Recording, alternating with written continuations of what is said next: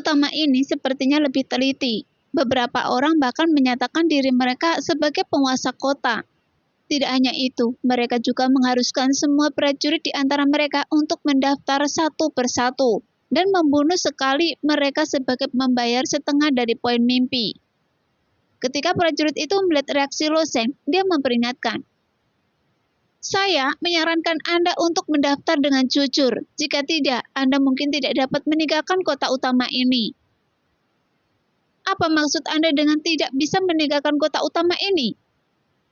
Ketertarikan Lo Sheng menjadi semakin kuat, karena jika penguasa kota ini benar-benar dapat memeras semua prajurit di kota utama, maka poin impian yang dikumpulkan oleh orang ini pasti jumlahnya tidak sedikit. Dan ini dapat menyelamatkan Lo Sheng dari banyak masalah. Prajurit itu terkekeh. "Tuan kota telah menguasai kota utama. Jika Anda belum mendaftar atau membayar poin fantasi selama Anda meninggalkan kota utama, orang lain secara alami akan datang untuk membunuh Anda. Dalam hal ini, apa yang bisa Anda lakukan?" Mendengar itu, mata Lo Sheng bersinar samar. Prajurit ini mengatakannya secara alami untuk prajurit biasa. Kota utama sangat besar, meskipun Lo Sheng tidak dapat mengalahkan penguasa kota, dia masih dapat menemukan tempat untuk melarikan diri dari kota utama. Melihat ekspresi Lo Sheng yang tidak setuju, prajurit itu berkata, "Saya menyarankan Anda untuk mengambil inisiatif untuk mendaftar. Jika tidak, Anda mungkin tidak kehilangan setengah dari poin impian Anda. Saya khawatir semua poin impian di tubuh Anda akan dirampok, dan Anda akan terlambat untuk menyesalinya." Jelas, beberapa orang ingin menjadi penguasa kota. Tentu saja, banyak pejuang yang tidak puas dengan nada ini. Tapi, meskipun para pejuang itu ingin melarikan diri dari kota utama berulang kali, tetapi hanya sedikit yang bisa berhasil meninggalkan kota utama. Setelah dibangkitkan di kota utama, akumulasi poin fantasi secara alami menyusut tajam setelah dibunuh berulang kali. "Di mana mendaftarnya?" Lo Sheng tersenyum sedikit, lalu bertanya dengan memikirkan rencana. "Di sana." Prajurit itu meluruskan tangannya dan menunjuk jauh. Setelah Lo Sheng mengangguk, dia berjalan melewati kota utama. Segera setelah itu, dia melihat banyak prajurit berbaris di pintu masuk sebuah gedung di kota utama. Ini adalah tempat untuk mendaftar dan membayar poin fantasi. Sebelumnya, Lo Sheng telah membayar 300.000 poin fantasi untuk mendapatkan perintah pergerakan. Sekarang, para prajurit membayar poin fantasi untuk merenggangkan leher mereka agar dibunuh oleh apa yang disebut penguasa kota. Jika penguasa kota ingin membunuhnya, dia harus melakukannya di luar kota. Memikirkan hal ini, Lo Sheng juga mengantri di belakang antrian panjang, dan wajah para prajurit yang mengantri semuanya menunjukkan ekspresi keengganan. Lagi pula, tidak ada yang mau memberikan setengah dari poin mimpi di tubuh mereka dengan kedua tangan. Adapun para prajurit yang saat ini berbaris adalah beberapa prajurit yang telah dibunuh beberapa kali oleh anak buah tuan kota. Karena ketidakpercayaan mereka dan mereka tidak punya pilihan selain kembali untuk mendaftar dan membayar poin fantasi mereka. Beberapa prajurit awalnya meninggalkan kota utama untuk menjelajah. Setelah kembali, mereka bertarung dengan penguasa kota, kemudian dikalahkan serta dibunuh. Jika mereka ingin meninggalkan kota utama setelah kebangkitan ini, mereka harus mendaftar di sini dengan patuh dan membiarkan penguasa kota itu membunuhnya sekali lagi. Dan yang paling tidak beruntung adalah para pejuang yang mati di alam liar. Beberapa pejuang tidak dilahirkan di kota utama ini, tetapi secara tidak sengaja masuk ke area sekitar kota utama selama penjelajahan liar, hanya untuk dibunuh oleh binatang buas di daerah ini. Menurut aturan medan perang mimpi, jika Anda jatuh di alam liar, tubuh Anda akan dibangkitkan di kota utama terdekat. Mereka paling dekat dengan kota utama ini. Setelah kebangkitan, mereka secara alami akan memasuki kota utama ini, dan masuk kota utama ini setara dengan dia harus membiarkan penguasa kota membunuhnya lagi, sebelum dia bisa pergi dengan selamat.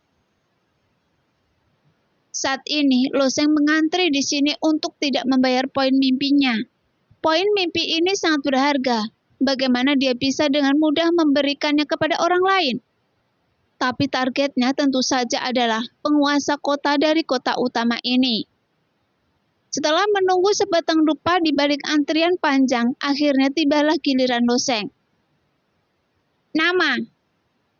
Prajurit yang bertanggung jawab atas pendaftaran berkata dengan dingin. Luo Tianxing, kata Lo Sheng ringan. Anda berasal dari kekuatan umat manusia mana? Alam mana? Tanah suci yang mana? Prajurit itu terus bertanya. Anda bahkan harus menanyakan ini. Lo Sheng bertanya. Ya, jawab dengan jujur. Prajurit itu menatap Lo Sheng. Melihat postur ini, Lo Sheng tersenyum sedikit. Tuan kota yang mampu mendorong begitu banyak prajurit untuk bekerja untuknya. Jadi dia pastilah orang yang memiliki latar belakang yang hebat. Jika tidak, dia tidak akan memiliki daya tarik seperti itu. Bagaimanapun, setiap orang memiliki status yang sama di medan perang mimpi. Sama seperti Tuan Muda Ho. Latar belakangnya di antara iblis pasti tidak sederhana. Tetapi dia hanya menipu sekelompok prajurit iblis untuk bekerja untuknya di awal. Tapi prajurit iblis mengerti apa yang sedang terjadi, jadi mereka tidak ada yang mendengarkan perintah Tuan Muda Ho. Karena sumber daya tarik ini hanya bisa berupa status di luar medan perang impian. Aliansi kemanusiaan, dunia spiritual, tanah suci Lingwu, kata Lo Sheng ringan. Mendengar kata-kata Lo Sheng, prajurit itu memandang Lo Sheng dengan ringan, lalu menyapa prajurit lain dan berkata pada saat yang sama. Oke, ikuti dia keluar kota. Setelah membayar poin fantasi, Anda bisa keluar. Mendengar itu, wajah Lo Sheng tidak terkesan, jadi dia mengikuti seorang prajurit di sebelahnya dan langsung menuju ke gerbang utara kota utama. Setelah tiba di tepi kota utama, Lo Sheng mengerti mengapa prajurit itu memperingatkannya sebelumnya. Setiap 100 kaki di atas tembok kota dari kota utama, berdirilah seorang prajurit alam laut dewa yang mirip menara besi. Para prajurit ini mengenakan baju besi hitam dan memegang pedang emas muda. Teman-teman, dari mana datangnya para pejuang ini? Mengapa mereka berpakaian seragam? Prajurit yang memimpin jalan memandang ke arah Lo Sheng dengan acuh tak acuh dan sangat meremehkan keributan Lo Sheng. Omong kosong, prajurit lapis baja hitam ini semuanya adalah penjaga tuan kota. Bekerja untuk tuan kota, bukanlah normal untuk berpakaian seragam. Ya, itu normal. Bisakah dia membawa pengawalnya ke medan perang impian ini? Melihat tatapan ragu Lo Sheng, prajurit itu tampak lebih bangga dan bahkan memamerkan detail dari apa yang dia dengar. Penguasa kota utama kita berasal dari 3 keluarga bangsawan teratas di antara para dewa. Keluarga Ji. Mimpi ini, medan perang telah dimulai, dan keluarga Ji menaruh harapan besar pada penguasa kota. Mereka telah mengumpulkan ribuan orang terbaik di alam laut dewa untuk memasuki medan perang impian secara bersamaan dengan penguasa kota. Seharusnya ada tingkat keacakan tertentu dalam distribusi prajurit di medan perang impian di kota-kota besar. Tetapi kemungkinan prajurit di area yang sama dikelompokkan bersama cukup tinggi. Keluarga Ji telah mengatur puluhan ribu prajurit alam laut dewa. Di bawah distribusi ini ada 20% prajurit yang dibagi ke kota-kota utama lainnya. Tetapi 80% prajurit masih mengikuti tuan kota dan datang ke kota utama ini. Artinya, penguasa kota dari keluarga Ji telah diikuti oleh 8.000 prajurit alam laut dewa sebagai pengawalnya. Sejak dia melangkah ke medan perang impian, karena 8.000 prajurit alam laut dewa inilah penguasa kota memiliki kendali seperti itu. Mengambil kota utama ini sebagai miliknya dan dengan anggun menekan semua prajurit di kota. Ya, Lo Sheng mengangguk. Saat dia mengatakan ini, Lo Sheng dan prajurit yang memimpin jalan telah tiba di gerbang kota. Tidak jauh dari sana ada seorang prajurit berkemeja biru, memegang pedang panjang hitam, menutup matanya dan mengumpulkan momentum. Dan di depan prajurit berkemeja biru, ada deretan prajurit alam laut dewa yang berdiri rapi. Pejuang alam laut dewa ini tidak memiliki niat untuk melawan, dan berdiri di sana seperti anak domba yang menunggu untuk disembelih. Lagi pula, mereka masih bisa mendapatkan kembali setengah dari poin fantasi secara perlahan setelah keluar. Tapi jika mereka tidak membayar, mereka tidak akan bisa meninggalkan kota utama. Pada saat ini, prajurit berkemeja biru merenung di tempat untuk waktu yang lama, dan kemudian tiba-tiba membuka matanya. Dia telah mempersiapkannya sejak lama, dan sekarang dia bisa mengaktifkan pedang hitam di tangannya dengan mudah. Segera cahaya pedang panjang hitam itu melonjak, dan dalam sekejap mata pedang panjang hitam itu tiba-tiba ditebas. Sadara berceceran 7 atau 8 titik cahaya merah menyelimuti jiwa para pejuang ini, dan terbang ke kota utama dan menunggu kebangkitan. Selain itu, kumpulan titik cahaya kuning yang melamun meledak dari tanah karena para pejuang ini dibunuh oleh prajurit berkemeja biru.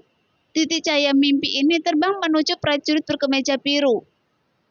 Sangat mudah untuk mengumpulkan poin mimpi seperti ini. Loseng berkomentar dalam hatinya, jadi poin mimpi yang dikumpulkan oleh orang ini tidak boleh berjumlah kecil. Apakah orang ini adalah penguasa kota dari kota utama ini? Loseng lalu bertanya lagi, tanpa diduga prajurit yang memimpin menggelengkan kepalanya. Tidak. Bukan tuan kota? Loseng bertanya. Prajurit itu menjelaskan, akumulasi poin mimpi tuan kota ini tidak memerlukan tindakan langsungnya. Orang ini adalah jenderal penguasa kota yang galak. Dia membantu tuan kota menyerap poin mimpi, sebelum dia akhirnya membayarnya kepada tuan kota. Apa yang disebut pembayaran secara alami melibatkan pembunuhan. Artinya, penguasa kota tidak perlu secara pribadi memanen poin impian dari prajurit yang tak terhitung jumlahnya di kota, tetapi mengizinkan bawahannya maju untuk memanen, dan kemudian penguasa kota dapat memanen poin impian anak buahnya sendiri. Setelah mendengar penjelasan ini, Loseng juga sedikit mengagumi penguasa kota. Tuan kota ini hanyalah seorang pejuang di alam laut dewa, tetapi dia telah menetapkan seperangkat aturannya sendiri di ruang mimpi ini dalam waktu singkat, dan dapat menerapkannya lapis demi lapis. Gelombang berikutnya. Prajurit berkemeja biru itu dengan lembut melingkari pedang panjang hitam itu, dan sepasang mata elangnya menatap tajam. Pergilah, desak prajurit yang membawa Loseng. Setelah membayar setengah dari poin mimpi, mereka tidak akan mempermalukan Anda lagi. Pada saat yang sama, ada 7 atau 8 prajurit di kedua sisi gerbang kota yang secara sadar menghadapi prajurit berkemeja biru, memintanya untuk membunuh mereka dan memberinya setengah dari poin impian mereka. Dan Loseng juga mengikuti para prajurit, tapi dia sedikit tertekan, karena sasarannya adalah penguasa kota dan bukan prajurit berkemeja biru di depannya. Dengan menggunakan metode ini, penguasa kota pasti telah mengumpulkan poin fantasi dalam jumlah besar. Jika dia membunuh penguasa kota sendirian, dia dapat mendapatkan setengah poin mimpinya, yang merupakan hal paling ekonomis. Tapi dia tidak menyangka bahwa penguasa kota tidak akan maju sendiri, tetapi akan mengirim anak buahnya untuk maju. Pada saat ini, mata tajam prajurit berkemeja biru itu mengamati 7 atau 8 prajurit itu lagi. Tapi matanya tertuju pada Loseng. Hanya saja dia tidak menganggapnya serius, karena tidak ada seorang pun di kota utama yang bisa melanggar perintah mereka, kecuali orang yang berencana untuk tinggal di kota utama selamanya. Meskipun pejuang seperti itu memang ada, tapi beberapa pejuang tidak tahan dengan metode mereka. Tetapi pejuang itu juga bukan tandingannya. Jadi mereka terus bersembunyi di kota utama dan meneriakinya. Berdiri diam, kata prajurit berkemeja biru dengan dingin. Kemudian pedang panjang hitam di tangannya berputar ke belakang, tapi dia tiba-tiba memiliki perasaan ada yang tidak beres di hatinya lagi. Sehingga matanya tertuju pada Loseng lagi dan dia bertanya, siapa nama Anda dan dari kekuatan mana Anda berasal? Mendengar itu, Loseng menjawab dengan ringan, bukankah sudah terdaftar? Saya akan membiarkan Anda menjawab. Prajurit berkemeja biru itu bertanya sambil menatap Loseng. Aliansi Kemanusiaan Dunia Psikis Tanah Suci Lingwu. Jawab Loseng jujur. Bagus sekali, kata prajurit berkemeja biru. Setelah Anda dibangkitkan, Anda harus datang dan dibunuh oleh saya lagi. Ini akan memakan waktu total 3 kali sebelum Anda dapat meninggalkan kota utama. 3 kali? Jangan katakan 3 kali, sekalipun tidak mungkin, pikir Loseng dalam hatinya. Jadi setelah mendengar ini, senyuman di wajah Loseng menjadi semakin kuat. Meski dia tersenyum, suasana hatinya juga sedikit buruk. Karena medan perang impian yang sempurna memungkinkan prajurit tingkat terendah dari seluruh dunia untuk masuk dan bersaing dengan semua prajurit berbakat. Tapi orang-orang ini dengan mengandalkan kekuatannya sendiri, masih ingin membuat aturan dan mencoba mengendalikan nasib yang lemah. Tepat ketika senyuman Loseng semakin kuat, itu membuat prajurit berkemeja biru merasa sedikit tidak nyaman. Jadi dia bertanya dan dingin, "Mengapa Anda tertawa?" "Saya menertawakan Anda." Loseng tiba-tiba berkata, "Ide Anda memang sangat bagus." Begitu Loseng selesai berbicara, wajah prajurit berkemeja biru itu tenggelam. "Mencari kematian." Setelah selesai berbicara, pedang panjang hitam di tangannya berbalik dan menebas ke arah Loseng tanpa penjelasan apapun. Melihat pemandangan ini, wajah banyak pejuang di gerbang kota termasuk mereka yang memimpin Loseng. Setelah Loseng mendaftar, tiba-tiba berubah.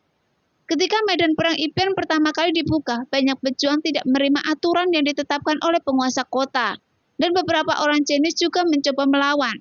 Tapi hasil akhirnya kejam. Karena prajurit berbakat dari keluarga Ji ini hampir bisa menghancurkan para pejuang di kota. Dan yang paling penting adalah penguasa kota juga membawa harta keluarga Ji. Artefak tertinggi yang dapat membuat penguasa kota datang dan pergi tanpa jejak, muncul dan menghilang. Jadi karena keberadaan artefak tertinggi inilah, hampir tidak ada prajurit yang bisa lolos dari kejaran penguasa kota. Pada akhirnya, semua orang menerima nasib mereka, pergi mendaftar dengan patuh dan kemudian membayar setengah dari poin fantasi di tubuh mereka. Inilah pria lain yang menolak menerima nasibnya. Hei, dia akan segera menerima takdirnya, baik itu di dalam medan perang impian atau di luar medan perang impian. Keluarga Ji adalah raksasa bagi pejuang biasa. Bagaimana mereka bisa dilawan oleh pejuang biasa? Saya kira semua poin impian orang ini akan musnah. Sekarang, banyak prajurit yang menonton memandang Loseng dengan sedikit rasa kasihan di wajah mereka. Saat Loseng yang berdiri sejajar dengan beberapa prajurit lainnya, prajurit berkemeja biru ini tidak bisa tidak membunuh beberapa prajurit di sebelahnya dengan pedangnya. Dan kemudian dia menebas ke arah Loseng. Namun pedang panjang hitam dari prajurit berkemeja biru ini sangat aneh. Pedang hitamnya berputar dengan cepat saat diayunkan. Karena putaran yang berkecepatan tinggi, pedang ini tidak terlihat seperti pedang, melainkan tongkat panjang hitam. Dan justru karena pedang panjang hitam itu berputar dengan kecepatan tinggi, itu juga menghasilkan gaya ledak yang kuat. Menarik segala sesuatu di sekitarnya ke bilahnya, dan kemudian menghancurkannya berkeping-keping. Oleh karena itu, prajurit yang dibunuh oleh prajurit berkemeja biru sebelumnya bukanlah bekas pedang tipis di tubuhnya, melainkan luka yang mengerikan. Namun saat menghadapi teknik pedang aneh ini, Loseng tidak menghindarinya, dan dia hanya mengulurkan tangannya sedikit ke arah pedang hitam itu, kemudian meraih pedang hitam itu. Sehingga ada senyuman sinis di wajah prajurit berkemeja biru dan pedang hitam itu berputar lebih cepat. Jika anak ini berani mengambil pedangnya sendiri dengan tangan kosong, satu-satunya hasil adalah dipotong-potong. Tapi, mengapa orang bodoh seperti itu memberikan begitu banyak tekanan pada saya sebelumnya? Pada saat ini, prajurit berkemeja biru juga memiliki sedikit kebingungan di hatinya, tetapi dia tidak menaruh kebingungan ini di dalam hatinya. Meskipun perasaan prajurit itu sangat efektif, tapi itu tidak selalu benar jauh sebelumnya. Namun ketika tangan Loseng menggenggam pedang yang berputar dengan gila itu, ekspresinya tiba-tiba berubah. Prajurit kemeja biru itu awalnya membayangkan bahwa tangan Loseng akan berlumuran darah ketika dicekik oleh pedangnya sendiri. Daging dan darah di lengannya akan digiling menjadi bubuk, dan tulangnya akan hancur berkeping-keping. Tapi saat Loseng memegang bilah pedang, dia mendengar suara benturan yang tajam. Kemudian adegan yang dia bayangkan tidak muncul. karena bilah pedangnya yang awalnya berputar dengan gila-gilaan masih berputar di tangan Lo Sheng, dan orang ini benar-benar memegang pedangnya sendiri. Bahkan ada suara yang jelas saat pedang dicekik, dan akhirnya kekuatan pencekikan itu ditahan oleh Lo Sheng dengan satu tangan. Pada akhirnya, bilahnya dipegang erat di tangan Lo Sheng dan berhenti berputar. Ini prajurit berkemeja biru itu tiba-tiba membuka matanya lebar-lebar dan ada sedikit kepanikan di mata elangnya yang tajam. Dia telah mengikuti tuan mudanya selama bertahun-tahun dan telah melihat banyak orang yang jenius dan orang asing. Dia juga telah mendengar tentang berbagai orang jenius dari semua lapisan masyarakat. Tapi orang yang bisa membungkus pedang hitamnya hanya dengan satu tangan dan tetap tidak terluka, berada di luar jangkauan seorang jenius. Sehingga bahkan di atas dan di bawah tembok kota, banyak prajurit yang menonton terdiam ketika melihat pemandangan ini. Sejujurnya, mereka senang melihat pemandangan ini, meskipun beberapa dari mereka bahkan melayani penguasa kota sebagai upaya terakhir. Mereka juga memberikan poin fantasi kepada penguasa kota. Tapi itu hanya karena kekuatan keluarga Ji. Jadi kemunculan Lo Sheng itu juga membantu mereka bernafas lega dan melihat postur ini. Sepertinya ada pertunjukan yang bagus. Saya berkata, Anda punya ide bagus. Lo Sheng tersenyum sedikit dan menggoyangkan telapak tangannya dengan ringan. Kemudian terdengar suara yang tajam dan pedang panjang hitam itu dipatahkan oleh Lo Sheng. Melihat itu, prajurit berkemeja biru menarik nafas dalam-dalam. Pedang panjang hitam ini adalah senjata dewa kelas 1 dan diberikan kepadanya oleh tuan muda dari keluarga Ji. Meskipun mematahkan senjata di medan perang mimpi bukanlah hal yang memilukan, Lo Sheng memecahkan artefak kelas 1 dengan begitu mudah. Jadi pada saat ini, dia merasakan ada yang tidak beres. Memikirkan hal ini, prajurit berkemeja biru telah membuat rencana di benaknya. Dia berencana untuk menghindari tepian untuk saat ini dan langsung menuju gerbang kota. Sebenarnya, saya telah memikirkan kecantikan daripada Anda. Sekarang Anda boleh pergi, tapi poin impian itu harus tetap tinggal. Lo Sheng sedikit tersenyum. Bagaimana dia bisa membiarkan domba gemuk ini melarikan diri? Jika dia menyimpan poin fantasi orang ini, mungkin tidak sekaya yang dimiliki penguasa kota, tapi yang pasti jumlahnya cukup banyak. Mendengar itu, prajurit berkemeja biru itu terkejut. Merasakan kekuatan meletus di belakangnya, dia menghunus pedang dengan satu tangan, kemudian 3 pedang panjang terbang dari sampingnya. Ketika pedang panjang ini memiliki warna yang berbeda-beda, 1 emas, 1 perak, dan 1 lagi perunggu. Permukaan ketiga pedang semuanya diukir dengan pola yang indah, dan penampilannya sangat menarik perhatian. Pedang panjang hitam yang telah dipatahkan oleh Lo Sheng sebelumnya, diberikan kepadanya oleh tuan muda keluarga Ji, dan 3 pedang panjang emas, perak, dan tembaga adalah pedang biasa. Ketiga pedang ini telah bersamanya selama bertahun-tahun, sehingga dia memiliki koneksi jiwa. Saat 3 pedang panjang emas, perak, dan tembaga terbang keluar, dia mengeluarkan suara yang bergema satu sama lain dari jauh, dan mulai berputar dengan cepat. Saat ketiga pedang itu terus berputar, tornado emas, perak, dan tembaga meledak di samping prajurit berkemeja biru. 3 gunung Singlong Tiau. Setelah tornado ini terbentuk, angin kencang bertiup, seperti naga terbang yang mencekik Lo Sheng di belakang. Namun sosok Lo Sheng seperti pedang tajam, dia tidak perlu mengelak, tapi langsung menusuknya. Tepat ketika 3 pedang panjang 3 warna yang tersembunyi di dalam tornado menghantam tubuh Lo Sheng, tiba-tiba terdengar gelombang suara emas dan besi. Tapi Lo Sheng tidak membutuhkan pelindung tubuh. Bagaimanapun tubuhnya sebanding dengan harta pelindung tubuh senjata dewa kelas 1. Jadi, meskipun pedang panjang ini tajam, bagaimana dia bisa melakukan sesuatu pada Lo Sheng? Jadi satu-satunya hal yang lebih merepotkan adalah pakaiannya. Di bawah pencekikan ini, pakaian kain hijau di tubuh Lo Sheng terkoyak dan kemudian hancur berkeping-keping. Setelah Lo Sheng menerobos tornado 3 warna dan mengganti pakaiannya, dia langsung menuju ke prajurit berkemeja biru dengan tangannya seperti kilat. Saat melihat bahwa dia tidak dapat melarikan diri, prajurit berkemeja biru itu berbalik seperti layang-layang, mengeluarkan pil emas di tangannya, dan tiba-tiba menghancurkan di mulutnya. Hai, Anda pikir Anda bisa mendapatkan poin impian saya? Mimpi. Karena poin impian saya dikumpulkan untuk Tuan Kota. Mendengar ini, Lose menunjukkan ekspresi kebingungan di wajahnya. Sekarang dia hanya perlu membunuh orang ini untuk mendapatkan setengah dari poin mimpinya. Tapi dia melihat setelah prajurit berkemeja biru menghancurkan pil emas, kekuatan dahsyat meletus dari pil emas, dan nafas besar keluar dari pil emas. Tuar! Melihat ada yang tidak beres, Loseng dengan cepat mundur ke belakang. Sekarang dia berada 10 kaki jauhnya dari prajurit berkemeja biru itu. Setelah bernafas, pil emas itu tiba-tiba pecah dan guntur berwarna darah setipis rambut menyebar darinya. Masing-masing kekuatan guntur ini sekecil rambut. Tetapi ketika menyebar, dia seperti akar pohon yang lebat, menutupi seluruh 10 kaki di sekitar prajurit berkemeja biru, mengubahnya menjadi bola petir yang besar.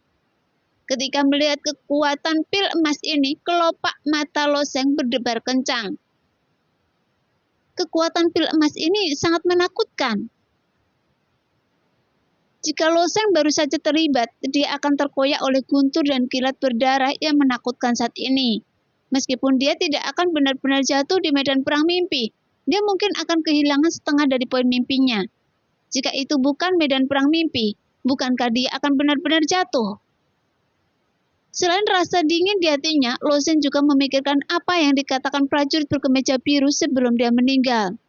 Menurut aturan medan perang mimpi ini, bahkan jika Anda bunuh diri, Anda akan kehilangan setengah dari poin impian Anda.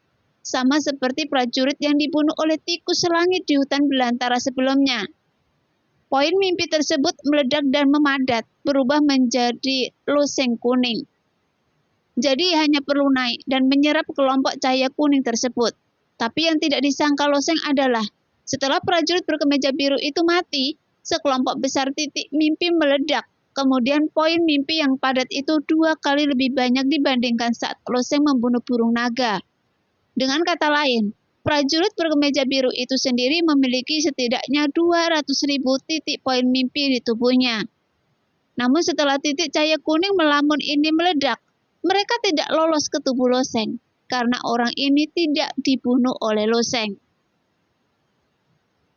Tidak hanya itu, titik cahaya indah ini justru terbang menuju kota utama. Apa yang terjadi? Wajah Loseng terkejut. Mungkinkah penguasa kota ini bisa mengubah aturan medan perang impian ini? Dan ini sungguh mustahil. Di tembok kota, penjaga yang ditempatkan oleh penguasa kota tidak berdiri. Prajurit berkemeja biru bukanlah musuh Loseng. Mereka bergegas keluar kota hanya untuk mengantarkan makanan ke Loseng. Namun para penjaga ini memiliki senyuman menggoda di wajah mereka, menatap Loseng, sepertinya mengejek kenaifan Loseng. Adapun berbagai prajurit di gerbang kota masing-masing memiliki ekspresi berbeda. Mereka dengan tulus mematuhi tuan kota dan tentu saja menolak memberitahu Loseng alasannya. Mengambang 1 kaki di atas tanah, Loseng mengerutkan kening dan menyaksikan pemandangan ini. Melihat sejumlah besar titik mimpi menghilang, Loseng juga sedikit tidak berdaya. Tapi dalam sekejap, mata Loseng bersinar, tapi dia terbang di sepanjang tembok kota. Yang disebut penguasa kota ini bertekad untuk memiliki lebih dari 1 orang di bawah komandonya. Kota utama sangat besar dan urusannya di sini mungkin tidak tersebar. Sekarang, titik cahaya kuning pekat melayang sepanjang jalan, lolos ke kota utama, dan akhirnya terbang ke sebuah rumah di barat daya kota utama.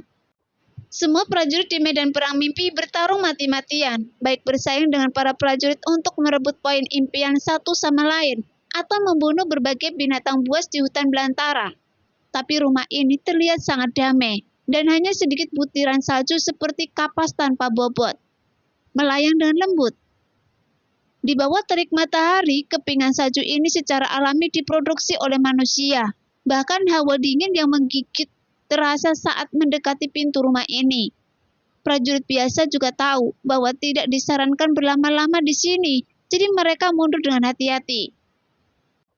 Di dalam rumah telah tertimbun lapisan salju yang tebal. Berdiri di dalam rumah serasa berada di tengah musim dingin, memberikan suasana tenang dan damai. Pada saat ini, seorang wanita mengenakan kain kasa ungu berada di sudut halaman yang tertutup salju, memegang buku sutra seukuran telapak tangan di tangannya. Meskipun tidak ada gambar pada sutra ini, tetapi ditutupi dengan karakter-karakter kecil yang padat. Dan ini adalah novel kontemporer. Bagaimanapun di seluruh dunia, para pejuang menempati posisi dominan mutlak. Terus terang, mereka menekankan seni bela diri daripada sastra. Para sarjana di sini hanya bisa menjadi akhir dari makhluk fana, keberadaan yang tidak berarti, dan mereka tidak ada dalam budaya arus utama ras manapun. Namun dalam beberapa tahun terakhir, telah terjadi gelombang novel sastra di dunia atas. Bukan berarti status ulama semakin membaik. Hal-hal seperti puisi masih belum populer di kalangan pejuang, dan alasannya masih ada pada Loseng. Karena dia menceritakan kisah itu selama beberapa tahun terakhir, dan meskipun banyak pejuang yang merasa kesal, beberapa pejuang akhirnya mendengar cerita itu di benak mereka dan membangkitkan minat mereka. Tapi Loseng juga harus berlatih, dan cerita itu juga diceritakan untuk gadis misterius itu. Semua orang hanyalah seorang pengamat. Jika ketika gadis misterius itu keluar dari pengasingan, semua orang bisa mendengarkannya. Namun ada banyak makhluk di dunia, dan jumlah manusia bahkan lebih banyak daripada semut. Dalam budaya Senli, orang-orang kuat yang berdiri di puncak piramida ini sebenarnya tidak sebaik manusia. Karena sebuah penyelidikan kecil mengungkapkan bahwa menghabiskan satu batu esensi sejati sudah cukup untuk membeli segunung novel sejarah. Anda bahkan dapat menyewa ratusan pendongeng untuk menceritakannya dengan jelas di telinga Anda setiap hari. Dalam beberapa tahun terakhir, ini telah menjadi yang paling populer di kalangan pejuang. Bahkan karena ini, status beberapa manusia telah meningkat. Misalnya, di kota kecil yang berafiliasi dengan tanah suci kelas 6, di alam dewa penghancur surga Wunian, seorang pendongeng bernama Sang Sisan muncul. Kisah-kisah yang diceritakan oleh Sang Sisan semuanya disusun sendiri. Saat menceritakan kisah tersebut, baik emosi maupun ekspresinya dipahami dengan sangat baik oleh seorang pejuang tertentu di tanah suci ini, dan kemudian direkomendasikan sepanjang perjalanan terus meningkat. Dan konon juga memicu perampokan 2 tempat suci. Kemudian, 10.000 pil kehidupan diberikan kepada orang ini, yang memberinya kehidupan ratusan tahun. Ini sudah sangat menakjubkan di antara manusia, sehingga beberapa kepala negara kecil mungkin tidak mendapatkan perawatan ini. Namun secara umum, semua pembaca harus berterima kasih kepada satu orang, yaitu Loseng. Jika dia tidak menggunakan token untuk menuangkan ceritanya ke dalam benak banyak prajurit, sehingga membangkitkan minat beberapa prajurit, gelombang kebangkitan ini tidak akan terpicu. Nah, demikianlah cerita hari ini. Terima kasih yang sudah menonton video Min Earth sampai selesai. Sampai jumpa di video selanjutnya. Bye-bye.